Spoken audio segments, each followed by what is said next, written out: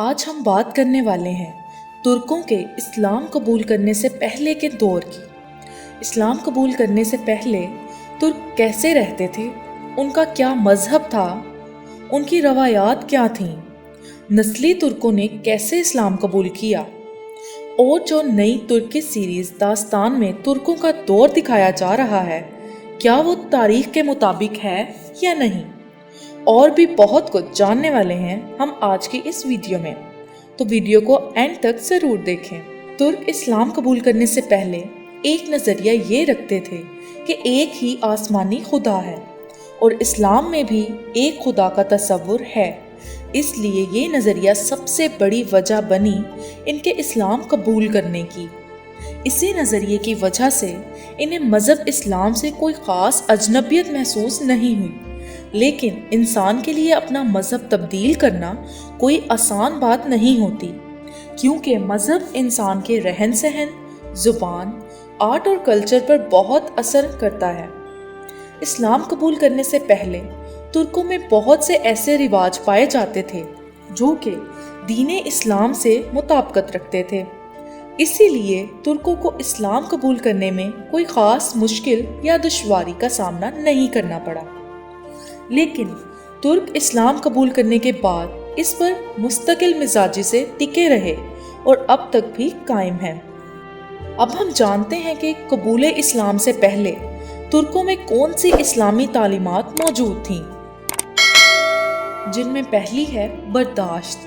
جہاں ترکوں میں دوسرے مذاہب کے لوگوں کے لیے برداشت پائی جاتی تھی، تو وہیں اسلام بھی برداشت اور دوسرے مذاہب سے رواداری کا حامی ہے۔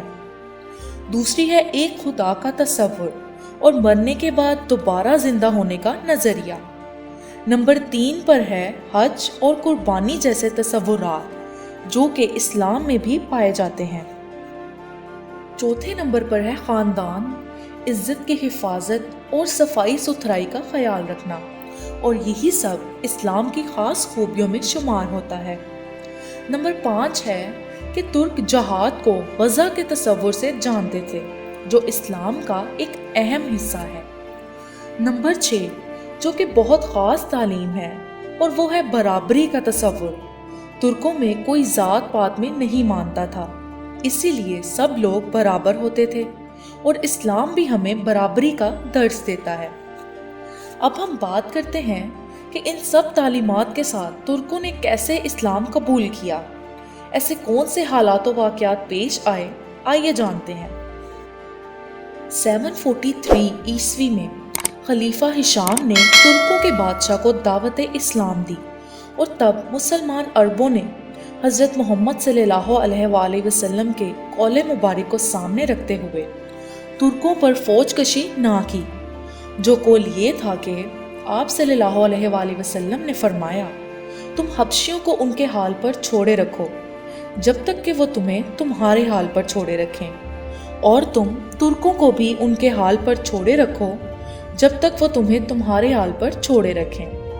پھر خلافت عثمانیہ کے دور میں عربوں اور ترکوں کے درمیان جنگی شدت ختم ہونے کے بہت قریب تھی کہ طلاس کی جنگ ہوئی، جو کہ خلافت عباسیہ اور چینیوں کے درمیان لڑی گئی، جس میں مسلمانوں نے فتح حاصل کی، اور اس فتح میں اہم کردار گرلوک ترکوں نے ادا کیا، جو کہ ترکوں کے اوغوز قبیلوں میں سے ہی ایک قبیلہ تھا۔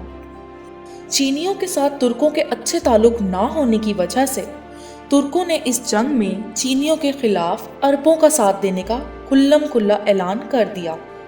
اس جنگ کے بعد ترکوں نے 10ویں صدی عیسوی میں بڑی تعداد میں اسلام قبول کرنا شروع کر دیا۔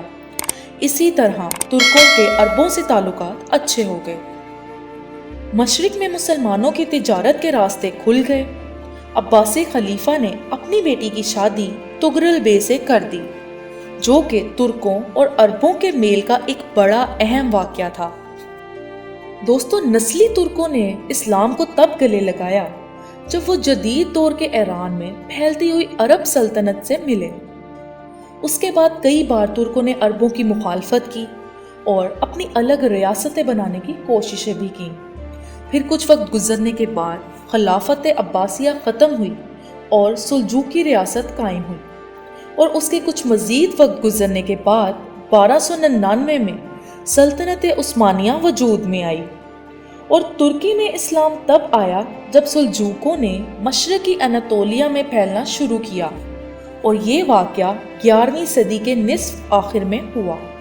داستان ڈرامہ سیریز جو کہ ترکوں کے قبول اسلام سے پہلے کے دور پر مبنی ہے، تو اس میں ترکوں کو کافی حد تک تاریخ کے مطابق ہی دکھایا جا رہا ہے، جیسا کہ ہم نے آپ کو اپنی آج کی اس ویڈیو میں بتایا ہے۔ آج کی اس ویڈیو میں اتنا ہی، ہم جلد ہی حاضر ہوں گے ایک نئی ویڈیو کے ساتھ، تو ایسی مزید انفارمیٹیو ویڈیوز کے لیے ہمارے چینل کو سبسکرائب کر دیں اور ویڈیو کو لائک بھی کر دیں۔